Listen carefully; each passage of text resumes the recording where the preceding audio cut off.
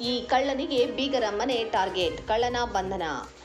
ಬೆಳಗಾವಿ ನಗರ ಉಪ ಪೊಲೀಸ್ ಆಯುಕ್ತರು ಹಾಗೂ ಎಸಿಪಿ ಮಾರ್ಕೆಟ್ ಉಪವಿಭಾಗ ಬೆಳಗಾವಿ ಅವರ ಮಾರ್ಗದರ್ಶನದಲ್ಲಿ ಬೆಳಗಾವಿ ನಗರದ ಅಮನ್ ನಗರ ಮತ್ತು ನ್ಯೂ ಗಾಂಧಿ ನಗರದಲ್ಲಿ ತಮ್ಮ ಸಂಬಂಧಿಕರು ಮನೆಯಲ್ಲಿ ಇಲ್ಲದಿರುವುದನ್ನು ತಿಳಿದುಕೊಂಡು ಅವರ ಮನೆಯನ್ನೇ ಟಾರ್ಗೆಟ್ ಮಾಡಿ ಅವರ ಮನೆ ಬೀಗ ಒಡೆದು ಕಳ್ಳತನ ಮಾಡುತ್ತಿದ್ದ ಕಳ್ಳನ ಬಂಧನ.